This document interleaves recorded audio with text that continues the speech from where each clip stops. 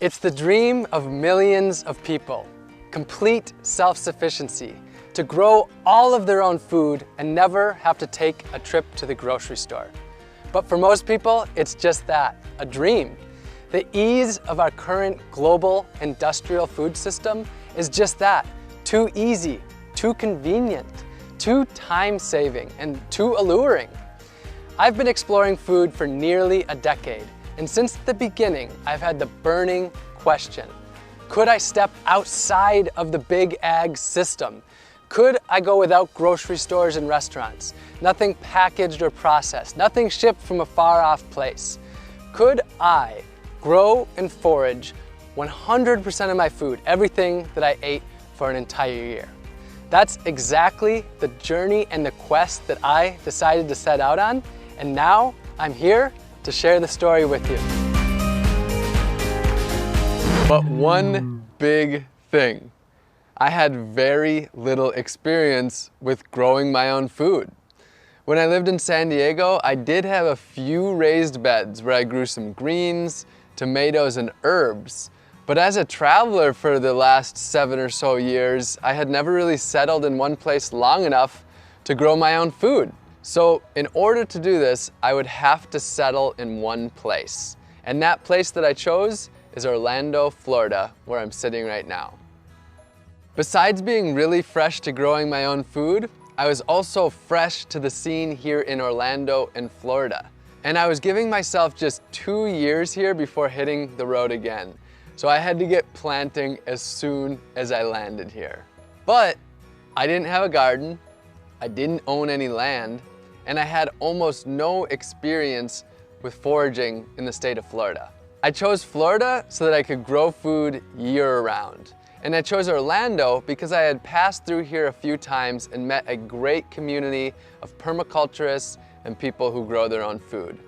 And specifically, I chose the community of Audubon Park because that's where Orlando Permaculture and my friends at Fleet Farming were based, and there was already a movement here of turning front yards into gardens, so I would have the support I needed in order to do it here. I quickly got to work meeting people in my neighborhood and proposing the idea to them of turning their front lawns into gardens. It really wasn't hard to find takers because it was a pretty sweet deal. Their boring lawn would be turned into a garden, I'd do almost all of the work, cover the costs, and they could eat all the food they liked right from their front yard. In fact, I quickly had a list of lawns longer than I could handle. The transformation was amazingly quick, and within just a few months, I was growing more food than I could eat myself and sharing it with friends in the neighborhood. I ended up creating 6 small plots, all within easy cycling distance of each other. I was just figuring out what I was doing the whole time.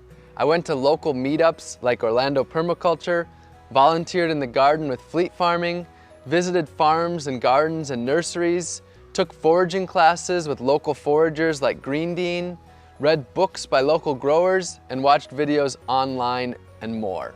For a place to live, I built a simple tiny house homestead in the backyard of a community member that I met. And in exchange for using their space, I turned their monoculture of grass into an at-home supermarket. Starting from scratch, it took me 10 months to be comfortable and ready to begin my year. November 11th, 2018 would be my first day. It was now time to eat 100% from my gardens and food that I would forage. Now, when I say 100%, I truly mean it. No grocery stores or restaurants, no drinks at a bar, nothing packaged or processed, nothing shipped long distances, no farmers markets, not even going over to my friend's pantry or even going to their gardens or their food forests. Why not share food from my friends' gardens? Because I wanted to truly immerse in my food. I wanted to have to literally figure out how to grow every single food or ingredient that I needed, or how to source it from nature. Many people know me for my dumpster diving to raise awareness about food waste. And a lot of people who follow me online assumed that I would still be eating from dumpsters. But nope, no food from dumpster diving at all. I had already proved to myself that I could live off of the waste of our globalized food system. Now it was time to see if I could step away from that completely. That included everything that I put in my body, even supplements, vitamins, and medicines.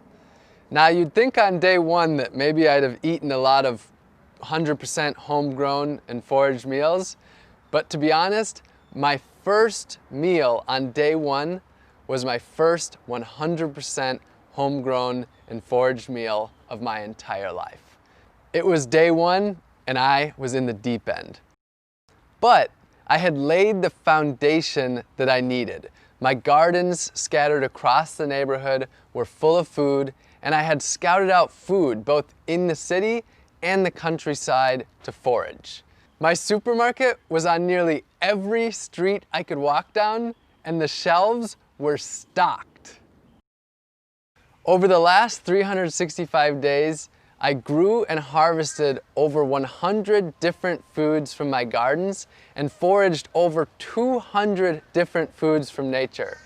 That's a new species for almost every single day of the year.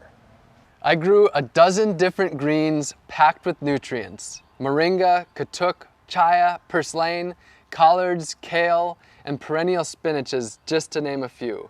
I grew sweet potatoes, cassava, and yams for my main caloric needs, pigeon peas and southern peas for protein, delicious fruits like papayas and bananas, Seminole pumpkins, carrots, eggplants, just to name a few vegetables, and garlic, onion, peppers, and many herbs to add flavor and nutrition to all of my meals.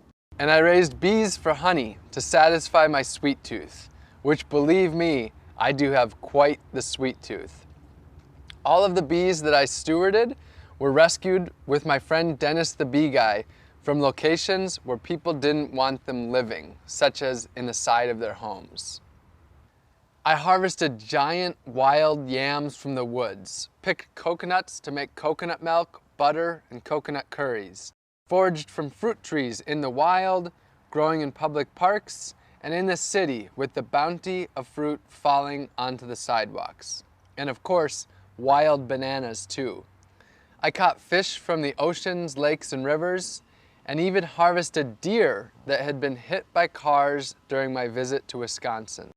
I harvested over 20 species of mushrooms in the woods, picked nutritious plants that people call weeds that they walk by unknowingly or even constantly battle with in their yards and gardens.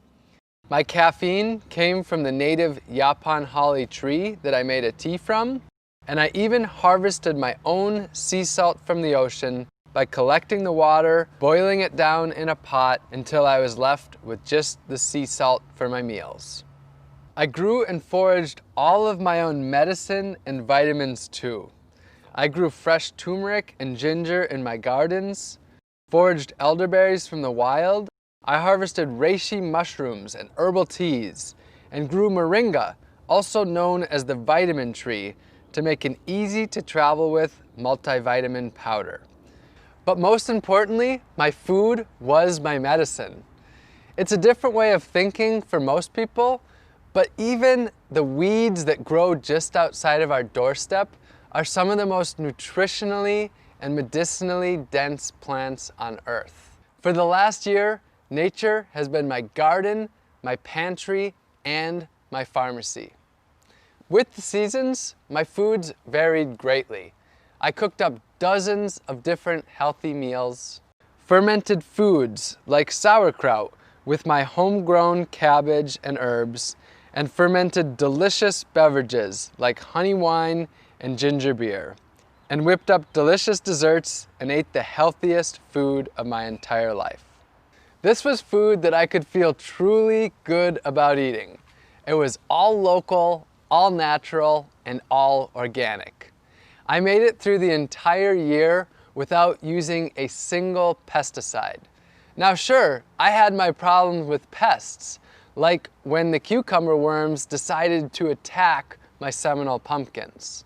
But when I was growing over 100 different foods, if the pests were attacking 4 or 5 of them, I still had 95 other foods that I could eat. Just as importantly though, I chose to grow the plants that thrive in this environment. When I started, I didn't walk down the aisles of the grocery store and ask which foods that I liked the most. Instead, I talked to local farmers and gardeners and my permaculturist friends and asked them what foods grow so ridiculously well and so ridiculously abundantly that I could hardly screw it up. And those are the plants that I chose to focus on, and that's one of the main things that got me through this year. This was without a doubt one of the most challenging things that I've ever done. A year is a really long time, and I had my highs and my lows. There were times when I felt my absolute best, and there were times when I just didn't know if I could go on. Generally, I did get enough food. My weight stayed the same about the entire time, so I did have enough calories, but there were times when I felt like I was really deficient, mostly in fat and protein. Those were the times when I found it really hard to want to keep going. And there was the social aspect. I was on my own a lot of the times, not able to join other people for their meals, and sort of isolated, not being able to go to restaurants or eat with friends and family. Overall, with all the ups and downs, the year went about as well as I could have possibly hoped. I maintained my body weight throughout the year, and I never got sick once. And I really attribute that to my food being my medicine. I think that nature is able to provide for our basic needs, and I trusted Earth. I trusted nature. Now, I want to say though, that this project, it wasn't really about my health. It wasn't about a diet. And I don't believe that this is the diet for 7 billion people. I don't actually think there is one diet for the 7 billion people. I think we live on a diverse world where we have diverse cultures and people need to do things in a very different way. So I'm not trying to represent a diet for everyone or anything like that. This was just my own personal quest to see if I could step away from Big Ag, step away from what I see as a broken food system, and instead grow and forage 100% of my own food for an entire year. This project wasn't just about growing and foraging all of my own food though. It was about empowering others to grow their own food, to take back power from Big Ag, and ultimately to take back their health and grow their communities. So during this time, I started a few community initiatives. We built 15 gardens for the people, planted over 200 community fruit trees, and sent out over 5,000 free seed packs to help others grow their own organic, healthy food. And I taught dozens of free gardening classes in my gardens to the people in my community. I'll be honest though, I do have an agenda. I want you to question your food. Where did it come from? How was it grown? How did it get to you? And what was the impact that it had on the earth, other species, and the humans that grow that food? And if you don't like the answers that you find, I want to empower you to change them. The good news though is that you don't have to grow and forage all of your food. The solutions are there in your community.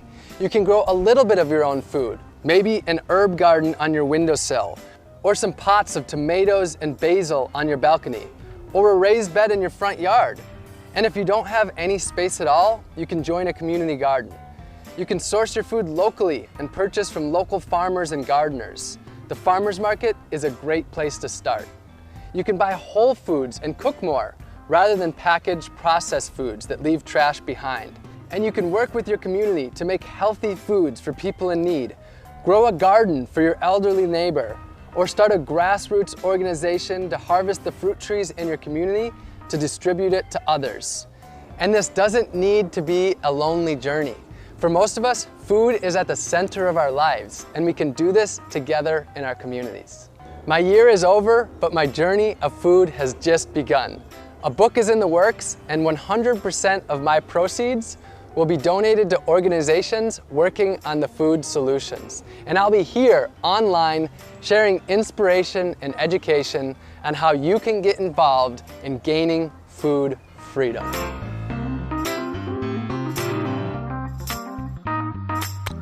My mouth is cold now. My own medicine and vitamins too.